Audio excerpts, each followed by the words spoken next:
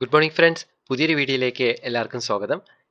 Solar ഇൻവെർട്ടറിൽ lithium battery fix ചെയ്യുന്ന പലർക്കും സംഭവിക്കുന്ന ഒരു കാര്യമാണിത്.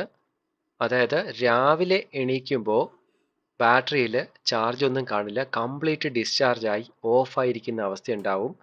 ഇതിനകത്ത് നടുക്കിരിക്കുന്നതാണ് ബാറ്ററിയിൽ ഒരു വോൾട്ടേജ് പോലും കാണിക്കുന്നില്ല.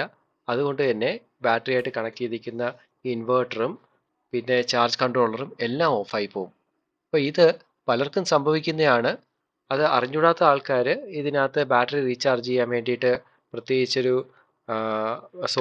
ബാറ്ററി സോഴ്സ് ചാർജറൊക്കെ കൊണ്ടുവരും. അല്ലെങ്കിൽ ചിലപ്പോൾ ടെക്നീഷ്യനെ വിളിക്കേണ്ടി വരും ഇത് ശരിയാക്കാനായിട്ട്. ഇപ്പോൾ നമ്മൾ നോക്കുന്നത് സിമ്പിളായിട്ടൊരു മെത്തേഡ് കൊണ്ട് ഇത് ശരിയാക്കാൻ പറ്റുമോ എന്ന് നോക്കാം. ഇപ്പോൾ രാത്രിയിൽ ഇത് സംഭവിക്കുന്നതെന്ന് വെച്ചാൽ നമ്മൾ രാത്രിയിൽ കറണ്ട് എങ്ങാനും പോവുകയാണെങ്കിൽ ഓട്ടോമാറ്റിക്കായിട്ട് ഇൻവെർട്ടറിലേക്ക് സ്വിച്ച് ആവും. ഇൻവെർട്ടറിൽ നിന്ന് ബാറ്ററി ഫുള്ള് ഡ്രെയിനായി തീരുമ്പോഴത്തേക്ക് ബാറ്ററിയുടെ BMS അങ്ങ് കട്ട് ഓഫ് ആവുമ്പോഴേക്ക് പിന്നെ എല്ലാ സിസ്റ്റവും ഓഫായി പോകും.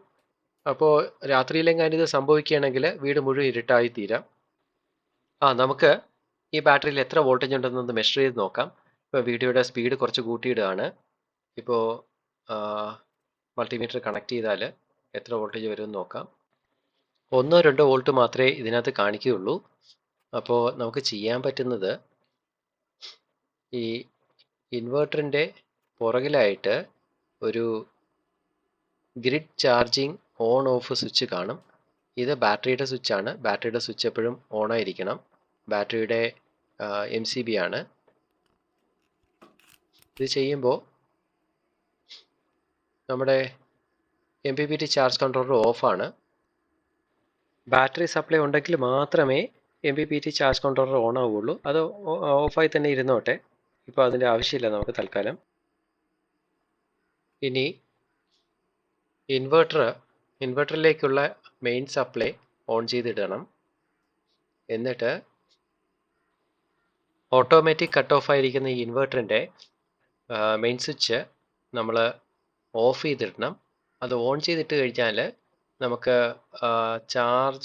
ഗ്രിഡ് ചാർജിങ് ഓൺ ചെയ്യുമ്പോൾ ഇതിനകത്ത് ഫ്ലിക്കറിങ് പോലെ കാണാൻ പറ്റും. അതായത് ഇൻവെർട്ടർ ഓൺ ആവും പിന്നെ ഓഫ് ആവും. അങ്ങനെ ഒരു കണ്ടിന്യൂസ് ഓൺ ഓഫ് ആവുന്ന ഒരു സിറ്റുവേഷൻ വരും. അത് വരാതിരിക്കാൻ വേണ്ടിയിട്ട് ഇൻവെർട്ടറിൻ്റെ സ്വിച്ച് ഓഫ് ചെയ്തിട്ട് ഈ മിക്കവാറും എല്ലാ നല്ല ഇൻവെർട്ടറുകളുടെയും പുറകിലായിട്ട് അല്ലെങ്കിൽ പാനലിൽ ഒരു ഗ്രിഡ് ചാർജിങ് ഓൺ ഓഫ് എന്ന് പറഞ്ഞിട്ടൊരു സ്വിച്ച് കാണും.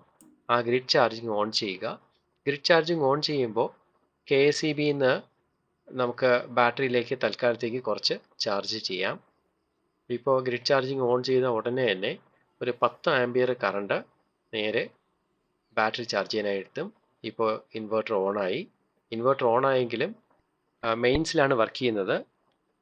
ഇൻവെർട്ടറിൻ്റെ ഫംഗ്ഷൻ ഉള്ള സ്വിച്ച് നമ്മൾ ഓഫ് ചെയ്തിരിക്കുകയാണ്.